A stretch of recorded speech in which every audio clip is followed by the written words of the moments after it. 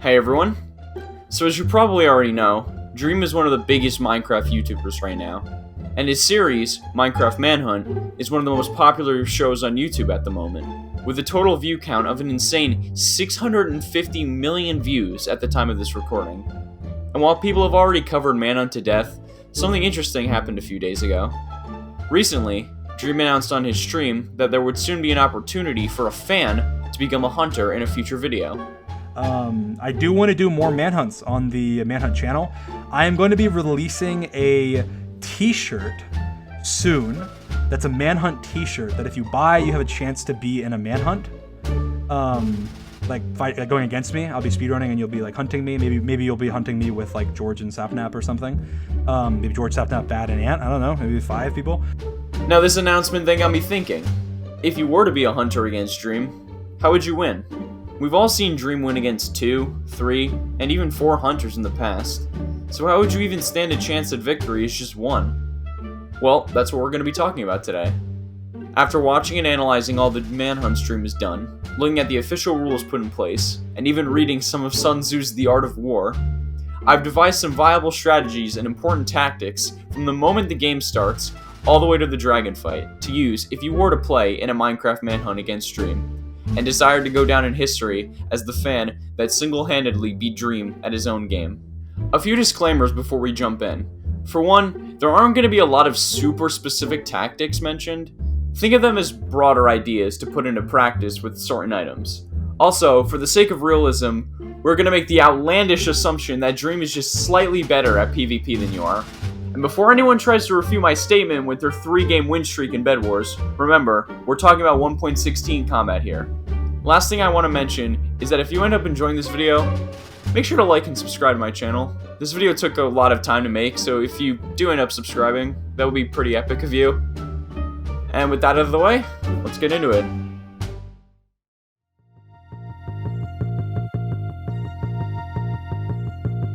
So, you've just loaded in the world, and you hear the speedrun music slowly fade in as Dream begins to sprint away. What's the first thing you do? Is it smarter to immediately go for a quick kill, or take a few seconds to get equipped with a weapon to easily outdamage him? Well, the obvious answer here is to go for the quick kill. If you've seen any of the manhunts, you know that this is by far the most optimal strategy for an easy win. Dream has even admitted that there have been multiple times where the hunters get an early kill on him. So while it may be tempting to go the slower route to try and outpower Dream, remember that 9 times out of 10, rushing for the early kill is better. Also, if you happen to come across a structure with valuable loot, such as a blacksmith or an abandoned portal, for the most part, it doesn't hurt to go for the loot over Dream for a moment, as he will most likely also be going for any possible items anyway. This is very circumstantial, however.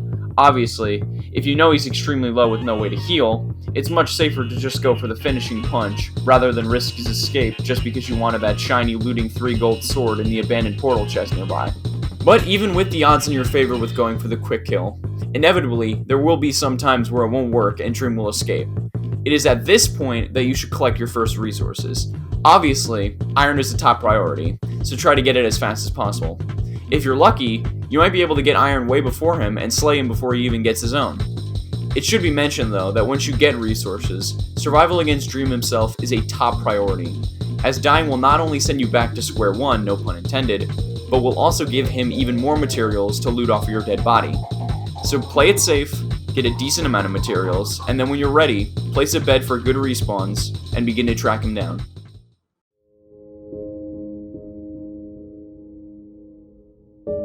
It should be noted at this point that while you were busy getting resources, Dream was not only getting resources of his own, but also most likely planning a trap for an easy kill on you, giving himself a massive lead.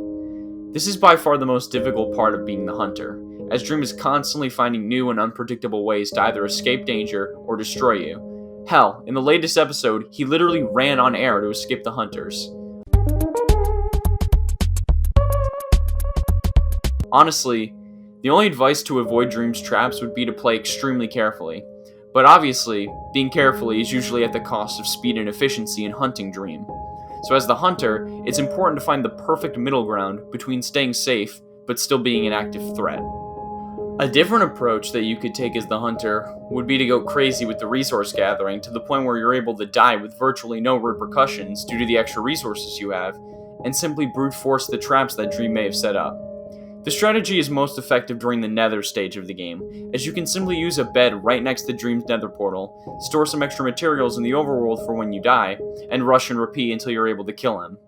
Even better is that it has been confirmed that one of the rules of Manhunt is that the speedrunner must use the same portal to escape the nether that they used to enter it, so he has to go back at some point. I mentioned this at the beginning. We have a rule: you can't make another portal to nether. Well, you can't nether travel. You could potentially make another portal if it's close. It's really close to the other portal, but you can't nether travel. So like the rule, you have to go back to the original portal. That's like a rule we have. The last thing I want to mention regarding traps is that you can make them too. In fact, I would strongly recommend making a trap for Dream at some point in the game. If we take a look at the Manhunt videos, you will see that traps are by far the most lethal ability used in the game, whether it be on Dream himself or the hunters. So you should take advantage of their unpredictability as much as Dream does.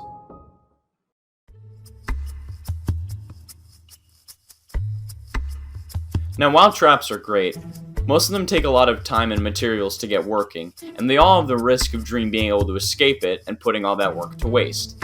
Realistically, most of your time as the hunter will be spent either running from Dream or fighting him head-on. And unfortunately, we've already established that Dream is far better at PvP than you are in this scenario. So, are there any ways of even standing a chance against him? Well, believe it or not, there actually are. And while I'm not going to go through an entire in-depth explanation about 1.16 PvP, there are a few tips that you can use to sharpen your dueling ability. Without a doubt, the most important thing that you must focus on in a fight is health, whether it be your own health or your opponent's. There have been countless times where Dream has taken massive damage as the result of a fight, and was able to either escape, or even go on the offensive despite his low health, all because the hunters don't know his true hit points. Because of his bluffing ability, knowing weapon damage is an extremely useful skill. For example, a good thing to know is a critical hit with an iron sword on a player with full iron will do roughly 2.5 hearts, whereas a crit with an iron axe against the same player will do roughly 4.5 hearts. And while it is virtually impossible to keep a perfect track of Dream's health at all times, knowing general weapon damage and any other external factors like fall damage or food can give you a good estimation of his health and allow you to capitalize on this knowledge. Just remember that more often than not, you cannot rely on Dream's actions to learn his health, since he is constantly trying to deceive the hunter to gain the upper hand. Another important factor in a battle is the possibility of ranged weapons. While a majority of duels are mainly melee, a surprise range attack, especially with a crossbow, can result in a devastating defeat on either side. Range attacks are also valuable against towering, which is very important during the dragon fight, but more on that later. Do keep in mind that this situation is completely hypothetical, and it's never going to be as simple as in this scenario, but the knowledge of these tactics is still a very valuable skill.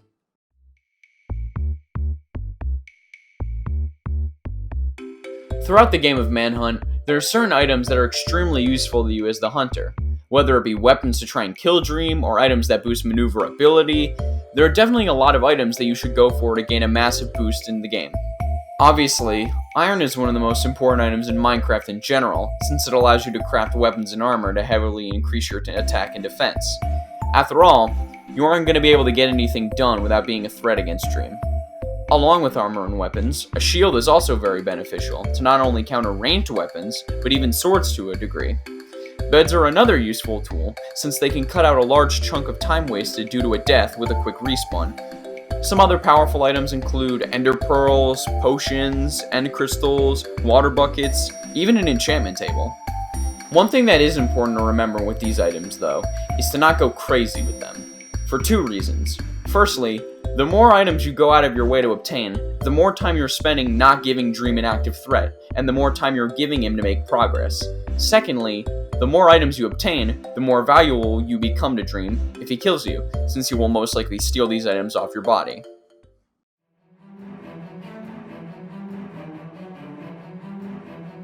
The final dragon fight is arguably the most important part of the Manhunt, since this is the final moment to kill Dream.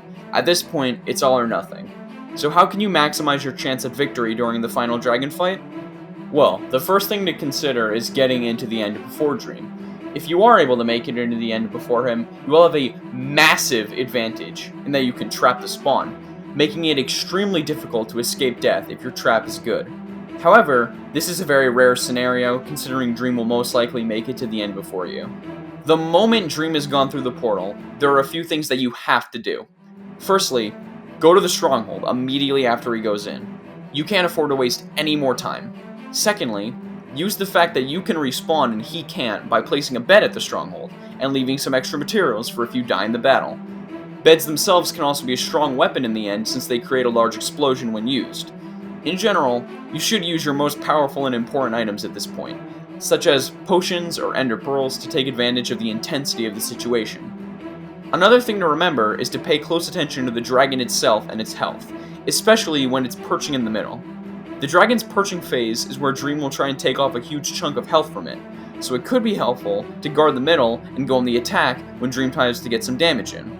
But the most important thing to remember in this scenario is to go all out. This is the final stage of the game, and if there is any point where you should try hard, it is now.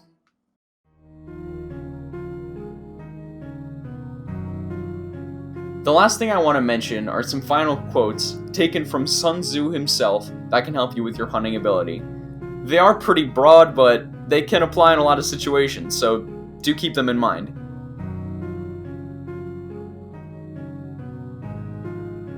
If there's one thing to learn about Dream during the manhunts, it is that he gives the hunter as little information as possible by keeping quiet, and when he does attack, he attacks hard.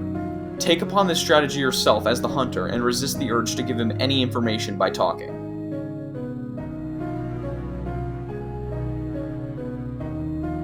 Going off from using Dream's tactic against him, you can actually use a lot of his strategies yourself. For example, he likes to stay unpredictable, so stay unpredictable yourself. We're always marveling at Dream's insane plans and tactics he uses in Manhunt, so why not use some of his own plans against you while you're on the hunt?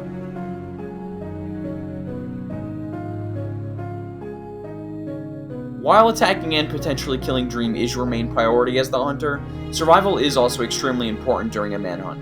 Like I said earlier, a good hunter will find a perfect middle ground between applying an active threat against Dream, but still staying safe so he can keep up the threat for a long time.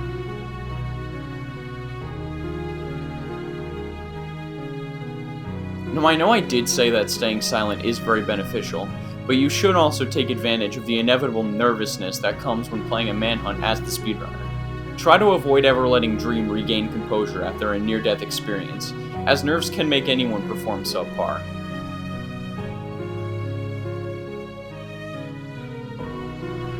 And for the final tip, stay determined. If you ever just so happen to get the chance to play in a Minecraft Manhunt, and you are hunting Dream as a lone hunter, remember there is a good chance that you won't win, since it is Dream. But the worst thing you could do in this situation is lose because you didn't try. Even if it is for nothing, try your absolute best. I mean, there's a reason that whenever a Minecraft Manhunt is happening, there's so much determination shown by both Dream and the hunters. It's because they care about the game, and if you have the opportunity to play in one against Dream, you should too.